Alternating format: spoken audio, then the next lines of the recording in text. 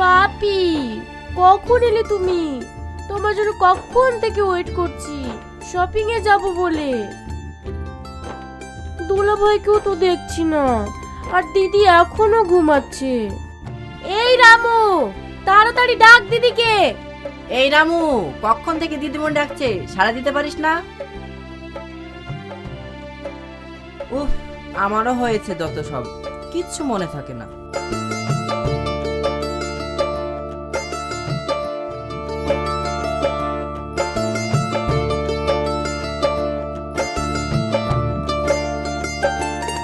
দিদিমণি, ও তো সবজি আনতে বাজারে গিয়েছে, আমি না হয় বড় দিদিমণিকে ডেকে দিই।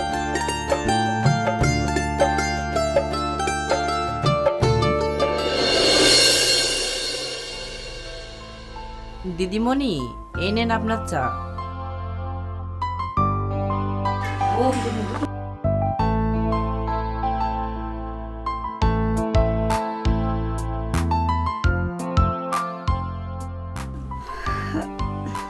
কি হয়েছে, এত সকাল সকাল ডাকছিস কেন?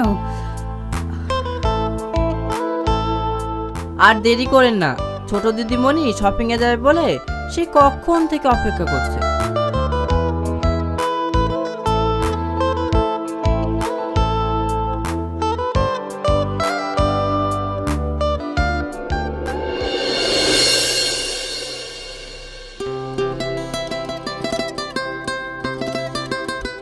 এই নে, সব বাজার চলে এসেছে, বাবুদের জন্য ভালো করে রান্না কর।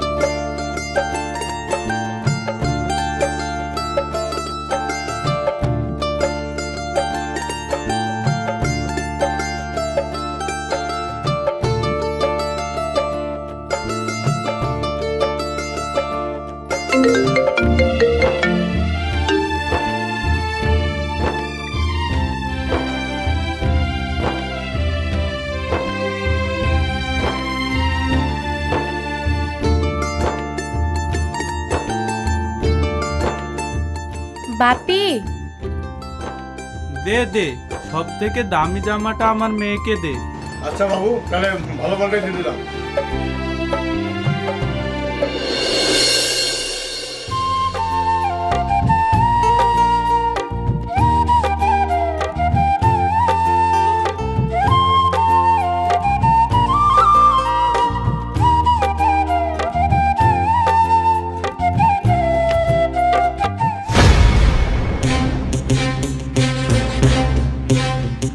কই আমার ইলিশ মাছ? কই, সকালে তো বলে গেলাম। এই রামু, রামু। দিদিমণি, আজ বাজারে ইলিশ মাছ একদমই আসেনি। নিজে সকালবেলায় ঘুম থেকে উঠতে পারিস না, না হলে বাজারে ইলিশ মাছ পাওয়া যায় না? জানিস না আমার মেয়ে ইলিশ মাছ ছাড়া ভাত খেতে পারে না? বাবা তুমি অমন করে বলছো কেন? দোষ তো ওর নাও হতে পারে। তাছাড়া ইলিশ মাছের এখন মৌসুম না, শুধু শুধু ওকে বকছো। আর তুই তো তেমনই, যে মাছ ছাড়া খেতেই পারিস না।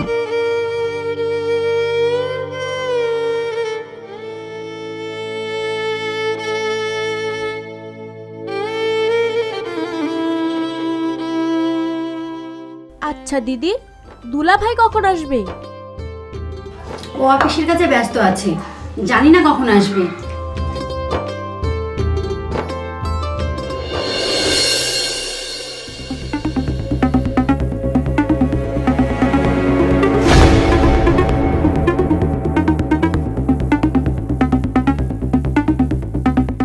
তুমি আজও মদ খেয়ে বাড়ি ফিরলে? তোমার লজ্জা করে না? তুমি এইরকম পরিবারের জামাই হয়ে তোমার এইরকম কাজ করতে? না, আমার লজ্জা করে না। কালকেই তোর বাবাকে বলবি যেন 1,00,000 টাকা ম্যানেজ করে আমাকে দেয়। না, আমি পারবো না। কি পারবি না?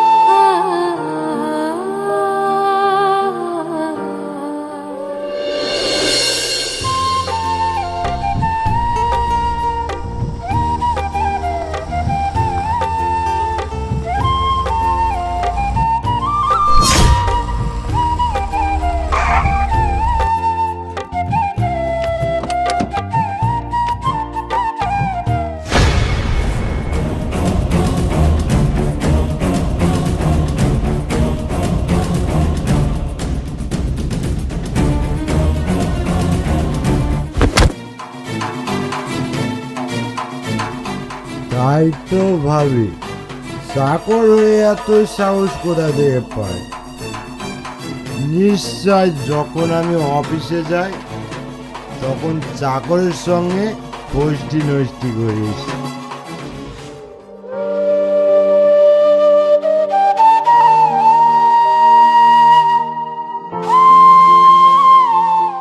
রামু কাকা, তোমার কোথাও লাগেনি তো? না না, আমার কিচ্ছু হয়নি।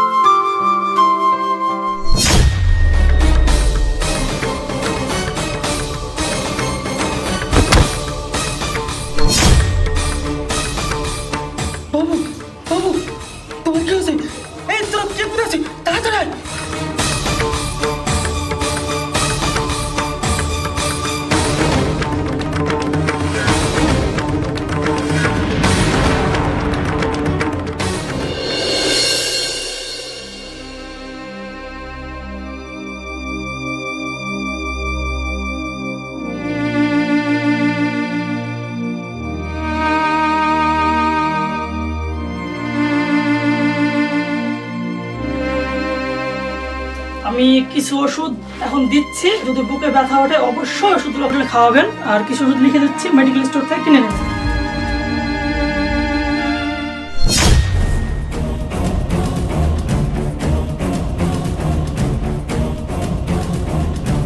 একটা নাও। তাহলে আমি এখন আসছি। রামু কাকা, ডাক্তার বাবুকে গাড়িতে তুলে দিয়ে এসো।